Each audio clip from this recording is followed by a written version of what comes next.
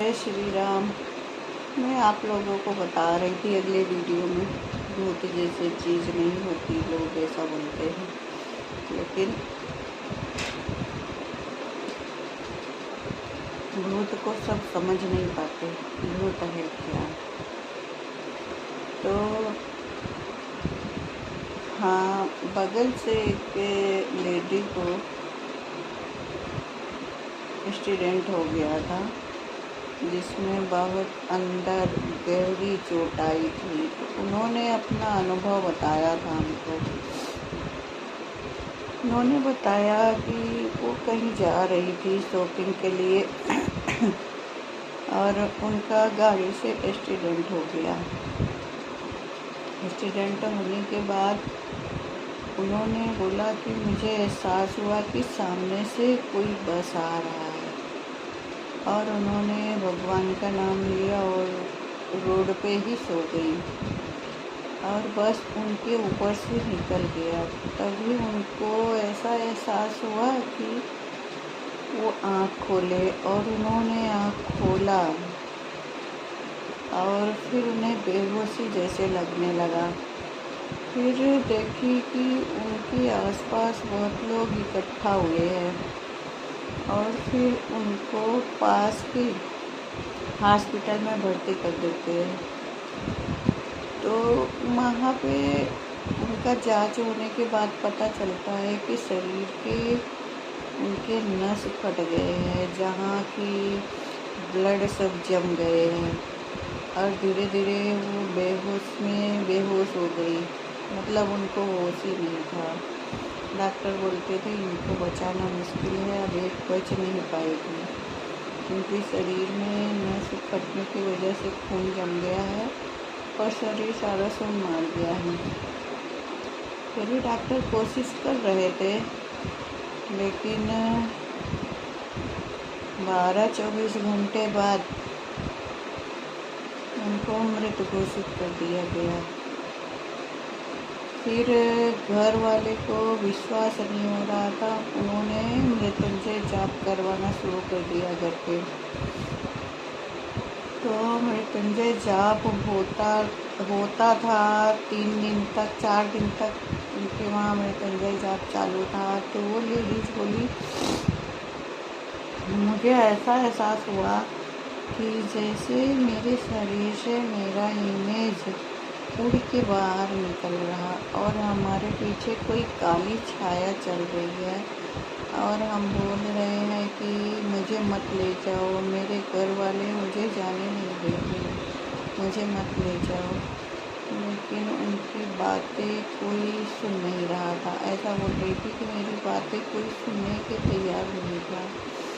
और फिर उनके पीछे पीछे जाते जाते एक बोल रही थी जैसे कोई सफ़ेद एकदम रोशनी वाला दरवाज़ा दिखा, और फिर उसके आगे नहीं जा पा रही थी। फिर बोली कि मुझे ऐसा सुगंध आता था अगरबत्ती का, ऐसा लगता था जैसे शंकर जी का इमेज इनके सामने से आ जा रहा है। और फिर ऐसा मृत्युंजय जाप का जैसे दूर से, बहुत दूर से हल्का हल्का आवाज़ आता था। और फिर जब इन्होंने बोलना बंद कर देती थी तो बोलती थी वो रोशनी छोटी हो जाती थी, और जब ये बोलना चालू रखती थी तो वो आपके सामने जो रोशनी दिखती थी वो रोशनी बड़ी हो जाती थी। बोले फिर जब हिम्मत करके वो रोशनी के अंदर घुस जाता है इमेज, तो बोलती वहाँ कुछ बातें ऐसा डिस्कस हो रहा था कि इसका अभी टाइम नहीं आया है, इसको वापस छोड़ने जाना पड़ेगा, बहुत जिद्दी हो रहे थे। क्योंकि मेरे कान में हल्का हल्का सा आवाज़ आ रहा था। फिर वहाँ से निकलती थी, जब अंदर रोशनी से बाहर निकलती थी, फिर उनको ऐसा लगता था कि जैसे कोई ने जकड़ लिया उनको। फिर वो हिम्मत कर करके बोली 3-4 बार उस रोशनी के दरवाजे के अंदर गई। बोली फिर चौथी बार जब मैं बाहर निकली तो मुझे ऐसा लगा पीछे पानी है और आगे मैं खड़ी हूँ, और मुझे किसी ने ज़ोर से धक्का देता है, और मैं पानी के अंदर गिर जाती हूँ। और फिर बोलती है मुझे होश आता है, डॉक्टर बोलते हैं कि कहाँ गई थी तुम, कहाँ गई थी। तो फिर बोली कि मुझे होश आता है।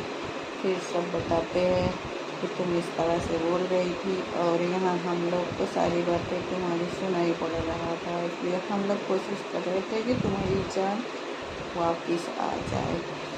और वापस आ भी गया। अगर ना आता तो वही आत्मा जो भटक रही थी उसको ही भूत कहो या आत्मा कहो या कुछ भी आप कह सकते हो।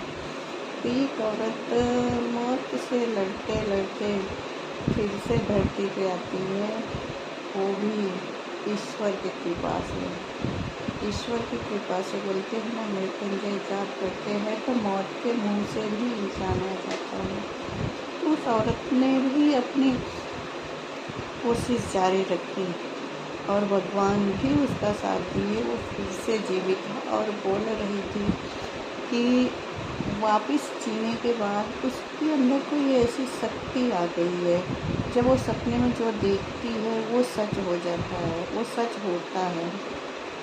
तो सबसे बड़ी शक्ति तो ऊपर वाला ही है, जिनका कंट्रोल, जो सब पे कंट्रोल करते हैं, भूत प्रेत इंसान सब पे। इसलिए कोशिश करिए कि दुनिया में कुछ भी नहीं रहता है तो सिर्फ ईश्वर है। हमेशा ईश्वर के साथ चलिए, किसी के साथ गलत मत करिए, सबके साथ अच्छा करिए। इंसान अकेला आया है और अकेला ही जाएगा। जय श्री राम। अगला भाग फिर से दूसरे वीडियो में।